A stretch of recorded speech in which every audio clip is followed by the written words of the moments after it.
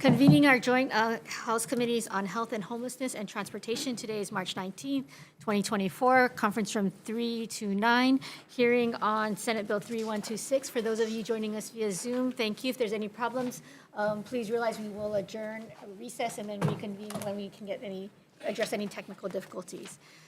All right, jumping right in, this is a measure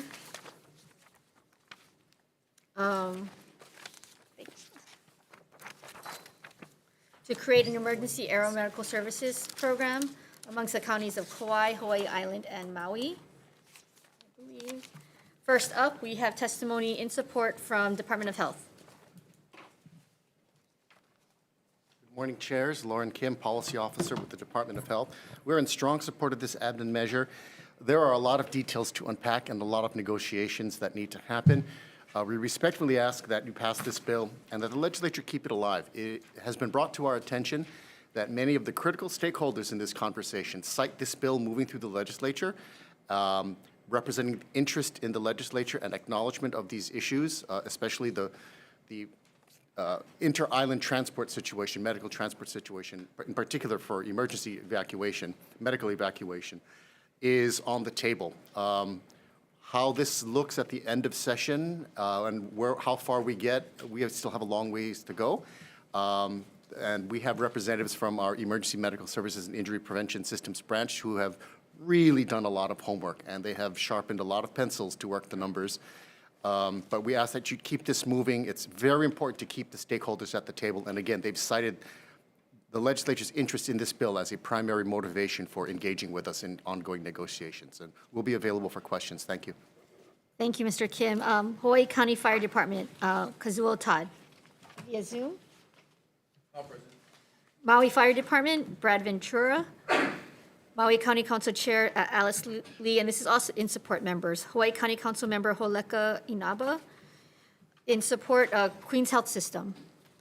Hawaii Pacific Health, HMSA, Hawaii Health Systems Corporation, HHSC West Hawaii Region, Global Medical Response, the Daniel Sayre Memorial Foundation, via Zoom.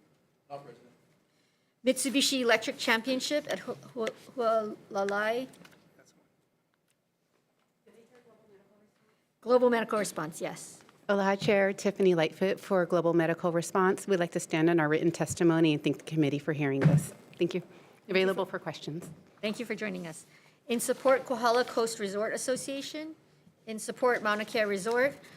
Hawaii Community Federal Credit Union. Friends of First Responders. Save Medicaid Hawaii. Indivisible Hawaii Healthcare Team. And numerous individuals in support. Do we have a Dr. Sayre here via Zoom? Dr. Sayre? Hello. Can you hear me? Yes, we can. Okay.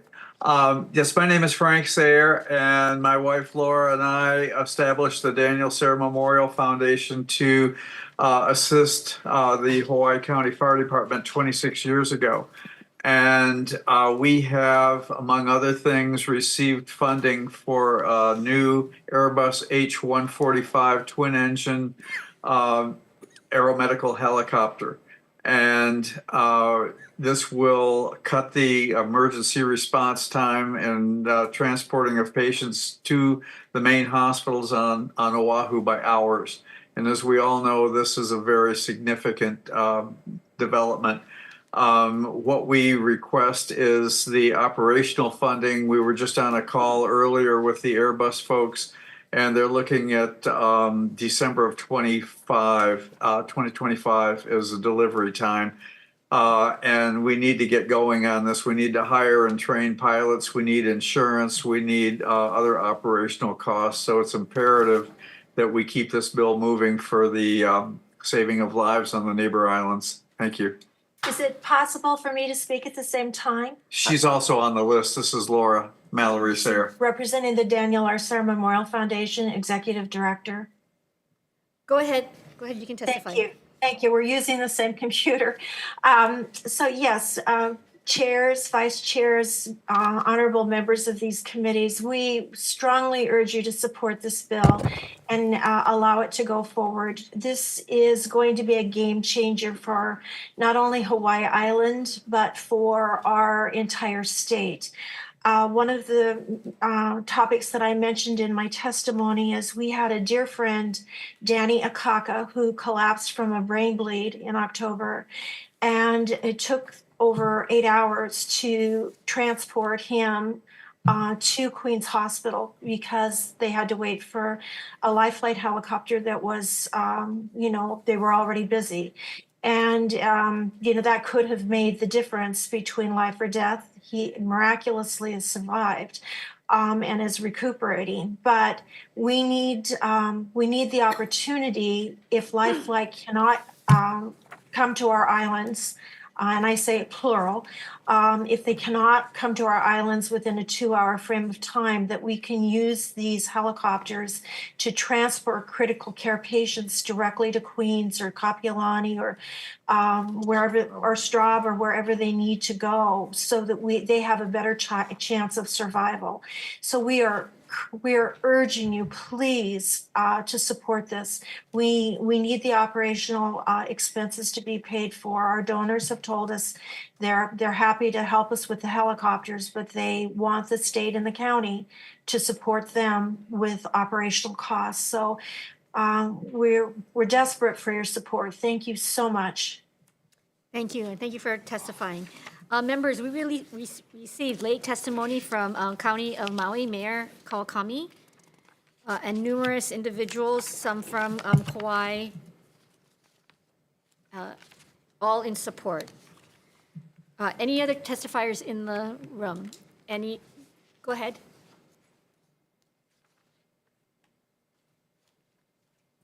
Aloha, Chair, members. My name is James Ireland, the Director of Emergency Services for the Honolulu Emergency Services Department, City and County of Honolulu. Just no position on this bill from the City and County of Honolulu, but I would like to just talk about medevac services in the City and County of Honolulu. The Army did it free of charge in the past, but when the conflicts happened in the Middle East, that stopped approximately 20 years ago. And we currently have no patient transport helicopters serving the island of Oahu. So for instance, there was a motorcycle accident yesterday on the North Shore. One of our ambulances responded and they took the patient to the Queens Medical Center, the trauma center, and that took about an hour to get there. It also took that ambulance out of the community for any other emergencies that happened there for about over 2 hours. We're averaging, now American Medical Response on Oahu is the primary interfacility transport ambulance, but sometimes because we're closer or they're tied up, we do also interfacility transfers. We are averaging more than one transfer a day from the Waianae Coast Comprehensive Health Center. We're also transferring multiple patients a week from the Kahuku Hospital. Now, not all of those patients would be appropriate for medevac or aeromedical transfer. We do understand there's increased cost with that as well as this very small risk of flying over ground transportation. But we do believe that there is a role potentially in the future for aeromedical transfer on Oahu, particularly serving our rural areas, which is basically the North Shore of Oahu and Kahuku. We have people that have heart attacks there that need to go to a STEMI center, which is Queens or Polimomi in town. We also have people who have drowning incidents and major car accidents, sometimes with multiple patients. Realistically, probably from the Kualoa Ranch area all the way to at least Haleiwa would benefit when there's time-sensitive critical patients, medical or trauma in those regions. So our ask would be that we be included in future discussions and any appropriations for aeromedical services, because that could also potentially service the residents and the visitors to Oahu, as well as provide backup service to the counties of Kauai and Maui, should there be an incident there that our medevac could potentially fly there as well. Thank you. Thank you, Dr. Ireland. Any other testifiers in the room? Any other testifiers via Zoom? Members, questions? I have a question of Department of Health. What is the projected request for operations? I understand from the testimony that it looks like $16 million is for the purchase price that might have already been acquired, but what is just because we were asked to put some figures into the committee reports? That's a round number, so I'll let Deputy Director Morikawa, who has done a lot of homework on various I permutations. may have to call up Robert for some of this, but because you're responding to what it sounded like came from the SARE Foundation, we are actually still waiting for some of those operational numbers for the Big Island.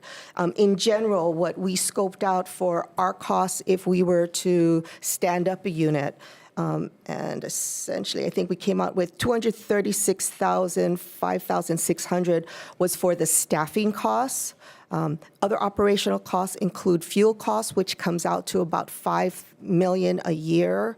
And then and again, some of these costs, I believe, Big Island may already have someplace to store the helicopter, so there would need to be hangar space, ongoing mechanics, the maintenance fees for the mechanics.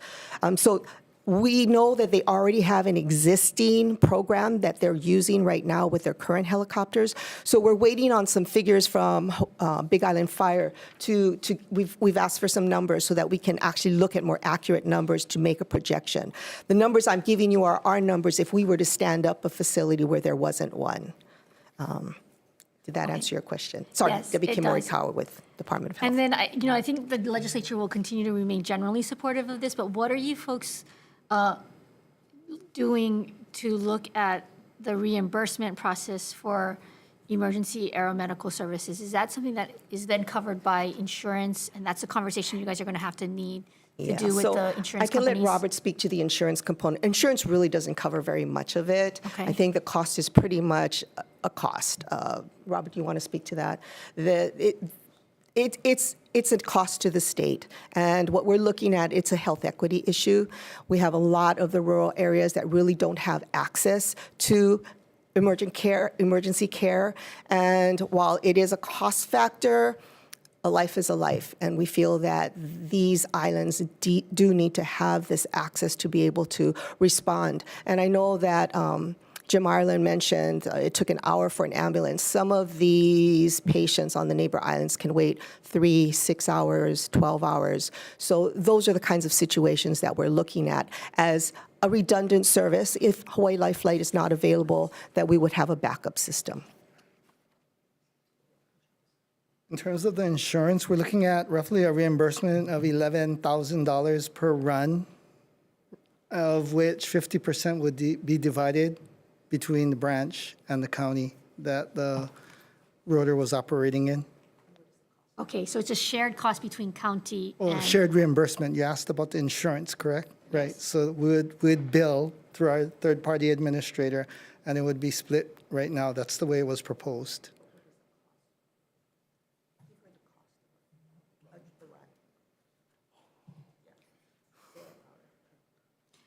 Yeah, the runs are relatively expensive. So the current cost that we were looking at earlier was roughly about $60,000. Okay. My other question, is now more about the insurance piece. Okay. When you say it's insurance reimbursable, you're talking about medical insurance Correct. reimbursement. So there is clauses for medical reimbursement through health insurance. Yes. And it's what I heard you say is that they do cover it, but then I heard previously Dr. Morikawa, it is not covered. No, it's covered, but the amount that they cover is minimal versus the cost. The actual cost. Correct. Okay. But you guys will be tracking down those reimbursement costs? Yes. Okay. And that's what's important for me to hear. Okay. Members, any other questions? Rep. Kobayashi. So what would be minimally needed in state general funds to support the Big Island helicopter that's coming in December of next year, not counting Honolulu's needs? Maybe I can step in here since my brother is the fire chief and he texts me. He thinks the cost to operate one of these units, not including the cost of the actual purchase, which has already been provided through a private donor, it would cost about $4 million in total per year to operate. That's 24/7, 365. So if the state were to provide half of that, we'd be looking at about $2 million to run one of these units, but not the upfront cost of the purchase. And if I could add, every county is different, and these are what we're unpacking right now. So on the Big Island, fire does the first responder responsibilities. On Kauai and Maui, it's private sector. Mr. Bailey's behind me. So it really depends on the model, what they already have in place.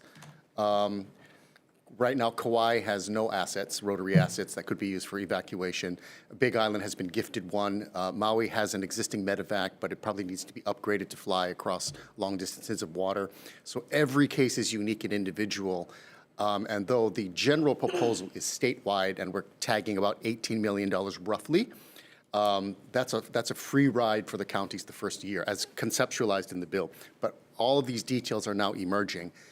That is really making it difficult to have a one-size-fits-all. It's got to be individualized by county because the environments are so different and the needs are so different. You need to stay up there for one more question, Mr. Kim.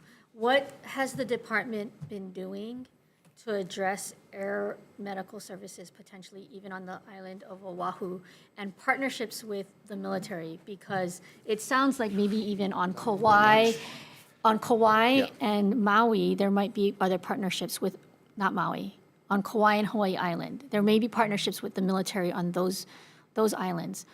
Shouldn't that be the responsibility of the Department of Health to be like running these potential partnerships down? Well, I think this is where the FAA comes into the picture. And helicopter services are considered, like Life Flight, are considered airlines. And traditionally, we've been preempted from inserting ourselves. But to the extent that we can convene stakeholders and talk story about what potential solutions are, this is what we're doing right now.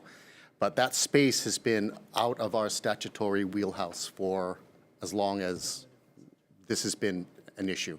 Okay, I'm a little bit confused about that because we just heard from Dr. Ireland that there had been a partnership previously from City, County, and Honolulu. Oh, let me turn it over to my colleague in EMS. And I think as you're coming up, this is really important for Oahu members because with one of our emergency rooms going down and closing in Wahiwa, the actual question about aeromedical services becomes important for all the islands, not just, and it's critical for a big island, I acknowledge that, but what's going on with So for the last 3 years, the branch did reach out to even the National Guard as well as at the federal level, and we were told, no, not anymore, that they can't respond. So it was even with National Guardian General Hara, yeah, it's very difficult for them to mobilize and to send an asset out right away. But we even did, with our own Department of Defense? yes. I think, I don't know if I'm satisfied with that answer, but as we continue to move this bill forward, I think the attention to all of this is really important because there are calls from the community, real concerns on all islands. And, you know, we have Dr. Ireland here to suggest that there's challenges here. So, you know, I think that this is something that the Department of Health needs to maybe dig a little more into because questions of emergency medical access is critical for all the islands. We can reach out again. Okay, thank you. And maybe it's a conversation also that we need to engage our federal delegation with. Because I think, you know, the unique challenges of places like Hawaii and even like Alaska, right? The rural distances that we have to traverse. Again, I just think it is something that's really important, and I'm glad that this bill is moving forward to highlight it for all of the states. The Coast Guard does participate, you know, in regards to bariatric transfer right now. Okay, so it's not an impossibility to partner with the federal government. We'll leave it at that. The Okay. immediate need is very difficult because they're all reservists or. Yeah. Thank you. Thank you, members. Any other questions? Okay, we will recess for decision-making.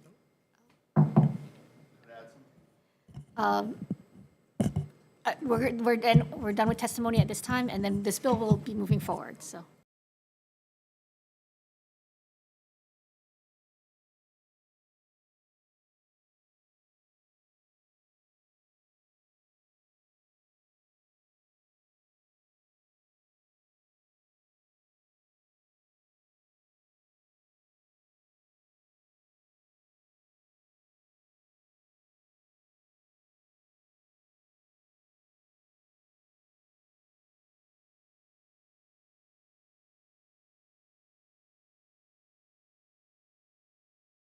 Thank you, members. Reconvening on Senate Bill 3126, committee hearing on 11 a.m., joint committees of Health and Homelessness and Transportation. Chair's recommendation for health is to pass this out with an HD1, effective date of 3,000, noting in the committee report the request for operations of approximately $4 million. Any comments, questions, or concerns from health? Vice Chair for the vote. Health Committee voting on SB 3126 SD1. Chair's recommendation is to pass with amendments. Chair and Vice Chair vote aye. Representative Amato. Aye. Representative Iligan. Aye. Representative Kobayashi. Aye. Representative Martin. Aye. Representative Nishimoto is excused. Representative Garcia. Aye. Chair, recommendation is adopted. Thank you for the Committee on Transportation. Just very briefly, I just want to note that while it's not called out specifically in the bill, part of the long-term vision is to create kind of a statewide fleet that could potentially respond to major disasters such as the Lahaina fire. And we can't really do that as it currently stands. We don't have the capacity. So I'm just very thankful for the opportunity to move this forward. Members, do you have any questions or comments? Seeing none, Vice Chair for the vote. Thank you, Chair. Members voting on SB 3126 SD1, the Chair's recommendation is to pass with amendments. Chair and Vice Chair voting aye. Representative Ayu. Aye. Representative Evslin. Aye. Representative Kitagawa. Aye. Representative Miyake. Aye. Representative Onishi. Aye. Representative Matsumoto. Aye. Chair, your recommendation is adopted. Thank you, members. We are adjourned.